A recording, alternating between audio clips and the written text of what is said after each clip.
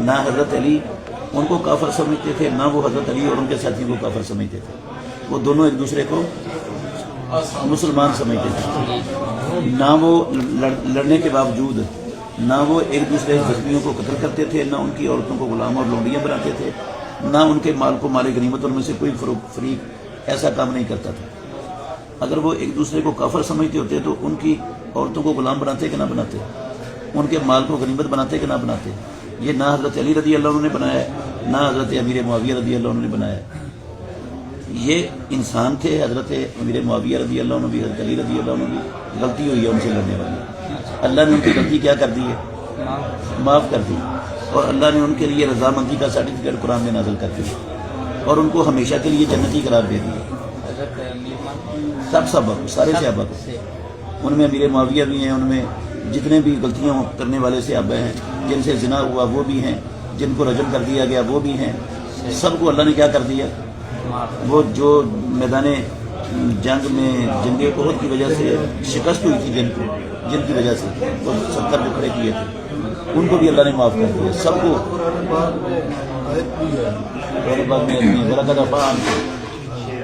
اللہ نے معاف کر دیا. اور نبی صلی اللہ علیہ وسلم کو بھی کہا فاعف عنہم واستغفر لہم، میں نے بھی معاف کر دیا، تو بھی معاف کر ان کو، اور ان کے لیے بخشش بھی مانگ. وشاورہم فی الامر، اور ان کو اپنے مشوروں میں ہمیشہ شریک ہے.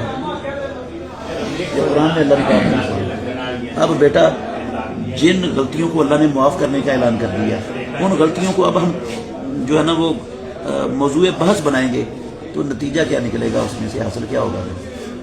وہ تو ختم ہو گئی، چیپٹر بند ہو گیا، وہ تو چیپٹر بند ہو گیا. اب ہم اس کو کھولیں گے تو کیا فائدہ کیا ہوگا ہمیں؟ بتائیں. کوئی فائدہ نہیں ہوگا. ایک نقصان ہوگا، فائدہ کوئی نہیں ہوگا، نقصان ہوگا. نقصان یہ ہوگا کہ جو نئے نئے لوگ ہیں نا، جن کو دین کا زیادہ سمجھ نہیں ہے، پتہ نہیں ہے، جب ان کے سامنے صحابہ کی غلطیاں بیان کی جائیں گی نا، وہ ان کے دل میں صحابہ کا وقار، عزت کیا ہو جائے گی؟ اعتماد ختم ہو جائے گا. اور صحابہ کے اوپر اعتماد ختم ہونے کا نتیجہ یہ نکلے گا، سب سے پہلے راوی اسلام کے جن کے ذریعے اسلام ہم تک پہنچا وہ کون ہے؟ صحابہ. جب ان پر اعتماد ختم ہو جائے گا تو ان کے ذریعے جو اسلام پہنچا ہے وہ قابل اعتبار کیسے رہ جائے گا؟ یہ اسلام پر حملہ ہوگا، صحابہ پر نہیں، یہ ڈائریکٹ اسلام پر حملہ. جب اللہ نے ان کو معاف کر دیا، میں کون ہوتا ہوں ان کی غلطیوں اچھالنے والا؟ مجھے کس نے حق دیا؟ کیوں اچھالوں گا؟ اللہ نے ختم کر دی، میں ختم کرنے کے لیے تیار نہیں ہوں. میں تو رب کا مقابلہ کر رہا ہوں.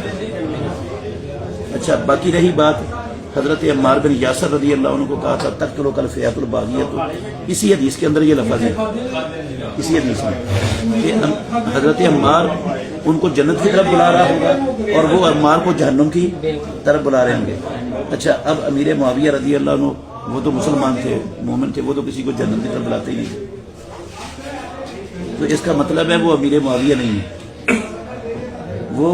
وہ گروہ تھا عبداللہ بن ابی، عبداللہ بن سبا کا. عبداللہ بن سبا کے کچھ پیروکار حضرت علی رضی اللہ عنہ کے گروہ میں بھی شامل تھے، حضرت امیر معاویہ کے گروہ میں بھی شامل تھے. یہ دونوں طرف سے مسلمانوں کو ابھارنے اور ایک دوسرے کے خلاف لڑانے کا کردار ادا کر رہے تھے. ان کے ہاتھوں حضرت عمار بن یاسر رضی اللہ عنہ شہید ہوئے، اور وہ واقعتاً عبداللہ بن سبا لوگوں کو جہنم کی طرف بلا رہا تھا. سمجھ آئی؟